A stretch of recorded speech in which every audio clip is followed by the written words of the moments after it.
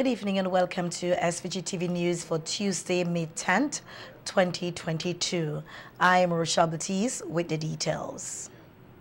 Funding from the European Union and the Caribbean Development Bank will allow the government of St. Vincent and the Grenadines to improve the systems for the trade of livestock and exportable services to the Caribbean and European markets.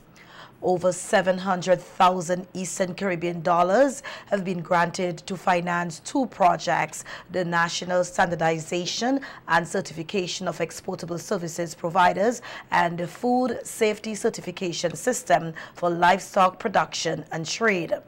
The Economic Partnership Agreement, the EPA Project, was launched today at the National Insurance Services Conference Room, with stakeholders attending virtually and in person.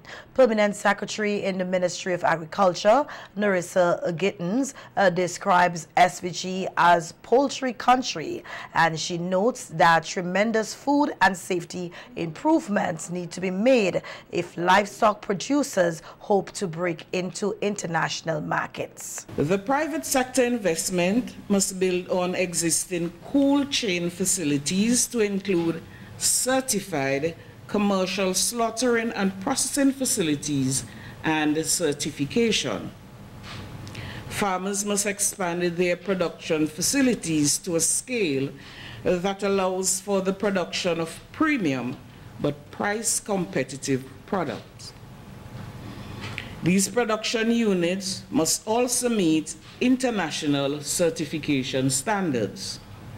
We need to train our producers in the relevant food safety standards and implement a food safety certification system that will verify products, processes, and systems in the food supply chain that meet accepted sanitary and phytosanitary standards. Minister of Education Curtis King also delivered remarks at the EPA Project launch. He revealed the funding will be used to increase the number of internationally recognized certifications in EPA services, the music sector, and for security guards and domestic workers.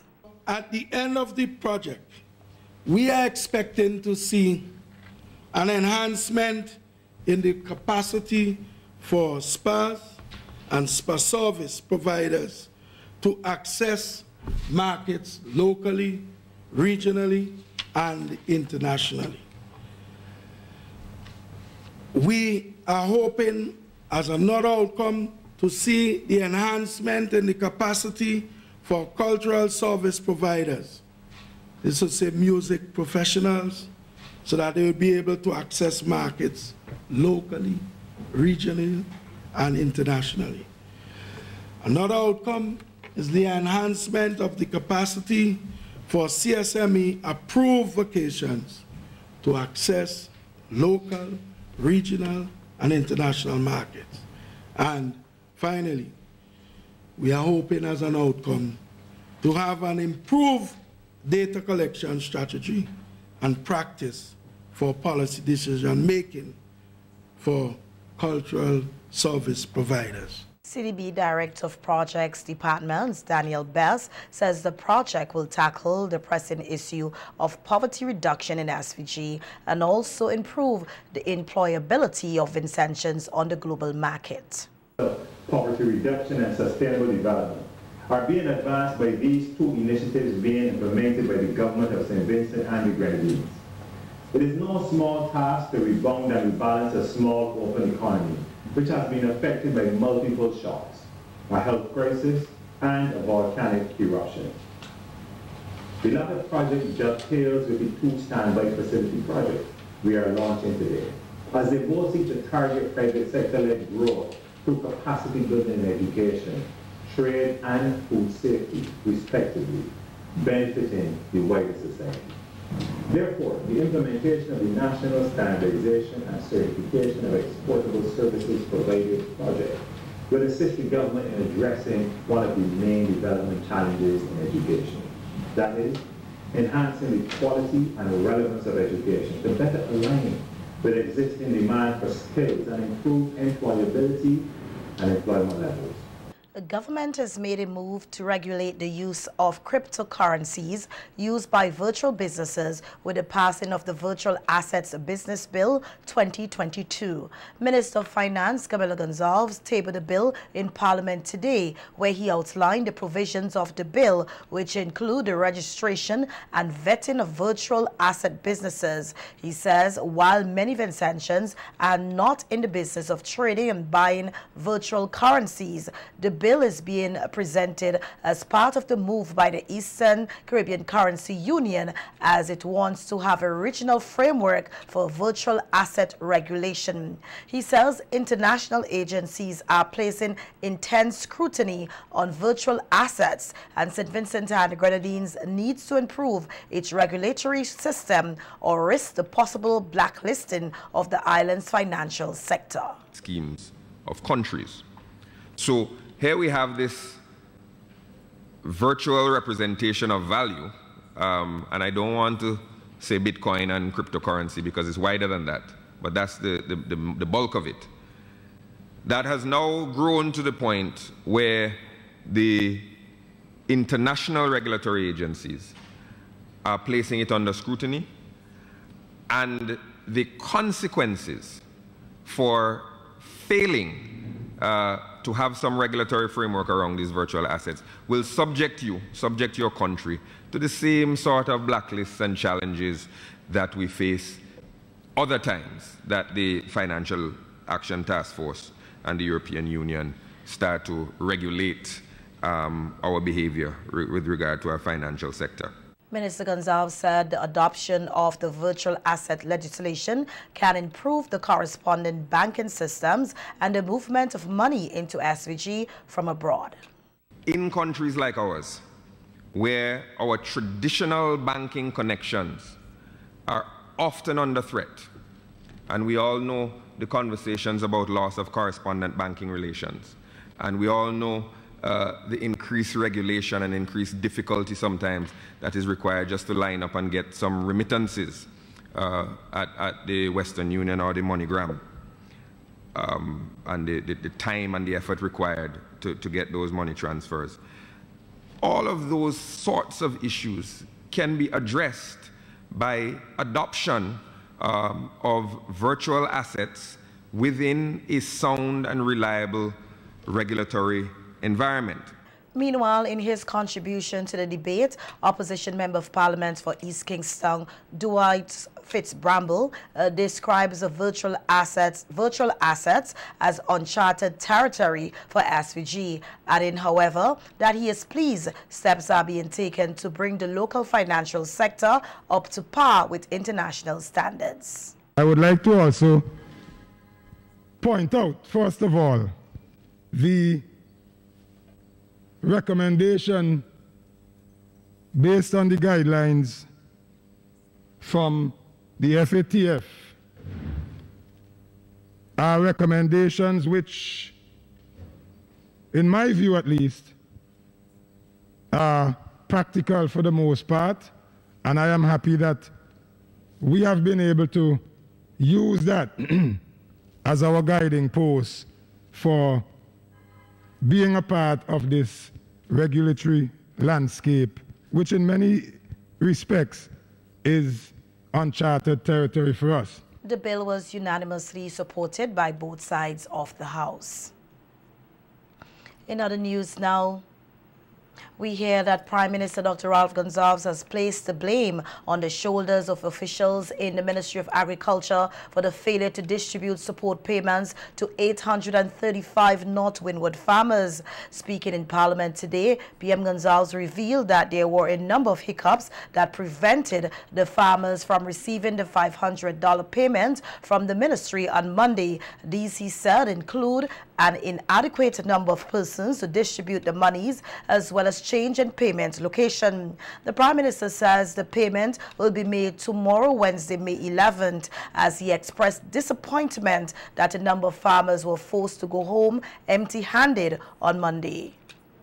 Officials in the Ministry of Agriculture who are charged with making the payments to the farmers dropped the ball, and everybody should have been paid yesterday. No, this is supposed to be something which is quite routinized. I don't see how they could have dropped the ball in that regard. I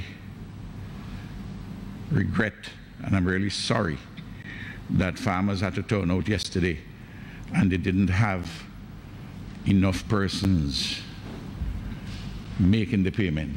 PM Gonzalez also put to bed the claim that government did not have enough money to meet the demand for the support payment on Monday. It has been drawn to my attention, entirely false, that one or two public servants said that the money run out. There's no money which run out. All the money was released. Every single penny. In fact, they walked back with money. When public servants are charged with a responsibility, they must carry it out. And carry it out in a manner to the satisfaction of the public. He also addressed the issue of persons' names being reportedly removed from the ministry list of registered farmers, urging persons who may have been affected to inquire at the ministry's headquarters. I also want to indicate, Madam Speaker, that it has been drawn to my attention, and I drew it to the attention this morning of the relevant officials, that there are a few persons who have had their names dropped from the list. And that I urge those farmers whose names are dropped from the list to contact the Ministry of Agriculture and to make certain that they get a proper explanation as to why their names are not on the list. It is true that it's a small number, but one number is one person not on the list legitimately is one person too many. A Community Health Services Award of Excellence cocktail ceremony was held at the Prime Minister's residence on Saturday, May 7th by the Ministry of Health, Wellness and the Environment. The award ceremony recognized healthcare workers who went beyond the call of duty during the outbreak of the COVID-19 pandemic and the eruption of La Soufrière volcano. Medical Officer of Health, Dr. Roger Duncan, said the ceremony was not enough to repay the healthcare personnel for their hard work, but it was a tangible way for his ministry to show their appreciation. Permanent Secretary in the Ministry of Health, Wellness and the Environment, Cuthbert Knight, echoed thanks to the healthcare workers, noting that they blossomed during the pandemic and showed immense courage. He urged the workers to continue to work in unison for the betterment of the healthcare sector. Minister of Health, Sinclair Jimmy Prince, noted that there are many dedicated healthcare professionals whose work goes unrecognized, and this is an opportunity for them to feel appreciated, especially having gone through the La Soufrière eruptions and still working through the pandemic. Also addressing the award ceremony was Prime Minister Dr. Ralph Gonzalez, who explained that many times healthcare professionals are blamed for many issues over which they have no control, and insisted that health is a shared responsibility for which people must take individual responsibility and accountability. PM Gonzalez said the government remains committed to nurses and quality nursing education, providing trainings with stipends so they can get their professional education, noting that it is this same education which gives them opportunities regionally and internationally, while at the same time government has to ensure there are enough nurses to meet local demand. Dr. Gonzalez went on to say that the healthcare system is one which has many successes, as primary healthcare is accessible and free with 39 clinics and 3 polyclinics, 100% immunization of children under the age of 5 years, and the Milton Cato Memorial Hospital as a hub for the World Pediatric Project for the OECS, where consultations and surgeries are done for children. The Prime Minister said the smart hospitals and the modern diagnostic center at Georgetown are all hallmarks of the health sector, and though there are gaps at the tertiary healthcare level, the $82 million state-of-the-art acute referral hospital will fill that gap, with construction on the hospital scheduled to commence in January 2023. The award ceremony is just the first in a series to recognize healthcare workers for their effort during the pandemic and eruption of La Soufrière volcano. They will again come in the spotlight on May 12th, International Nurses Day. The Eastern Caribbean group of companies today kicked off its two-day agribusiness seminar at the Methodist Church Hall under the theme Together We Grow. The seminar targeting livestock farmers is also open to the general public and offers a wealth of information on upscaling established farms and offer tips on starting a farm. Deputy Chief Agricultural Officer spoke on the importance of training, noting that with a number of hotels scheduled to open across SVG in the next 5 years, farmers are encouraged to take advantage of the resources available and get themselves and their businesses together for the market. There is a significant level of imports that is happening. Over $50 million worth of poultry meat that is imported annually every year. Now that represents a significant employment opportunity if we can convert that.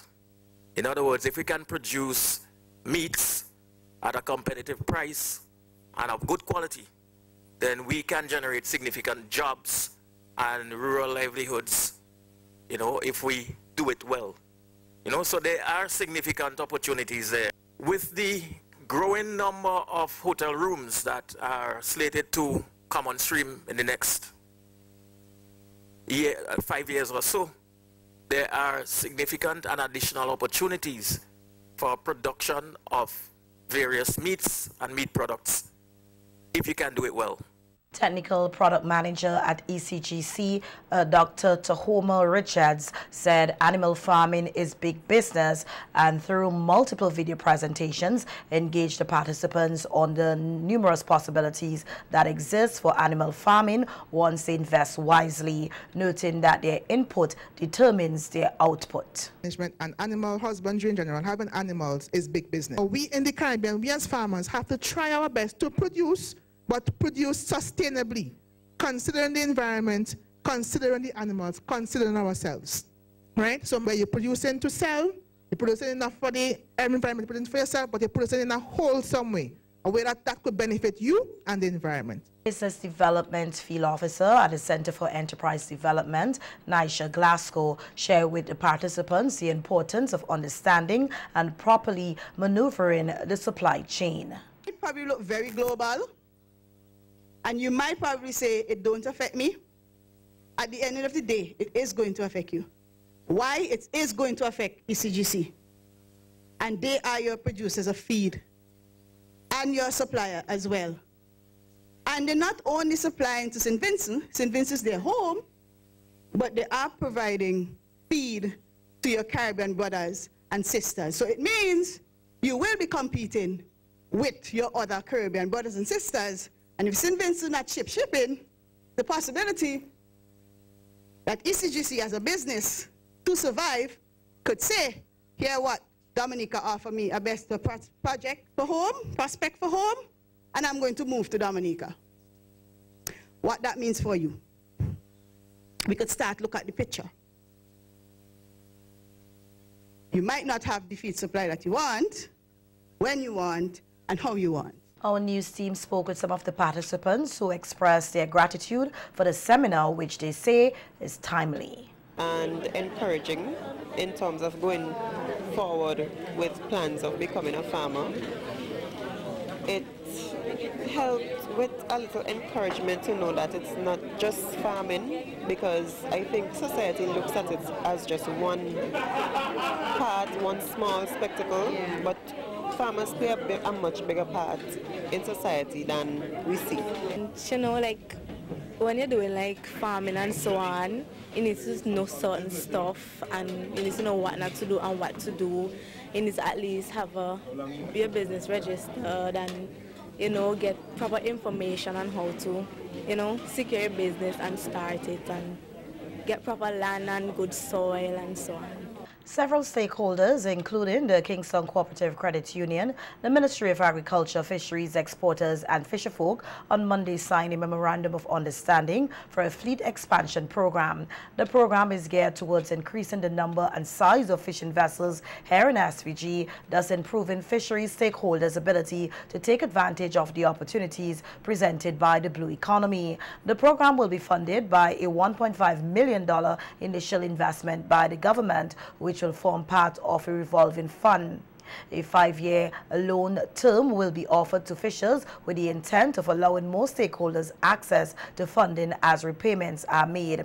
Director of the Board of Directors at KCCU, Cynthia Hope Brown, said the credit union is delighted to partner with the Ministry of Agriculture and Fisheries to help to provide financing to those wishing to purchase fishing vessels. Also giving remarks was Minister of Agriculture Saboto Caesar, who said the signing was a historic event and encouraged all fisher folk to seize the opportunity being presented to them.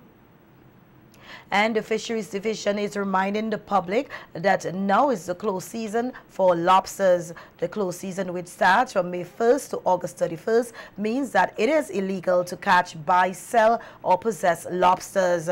The Fisheries Division said hotels and restaurants may, however, serve lobster during the first 30 days of the close season.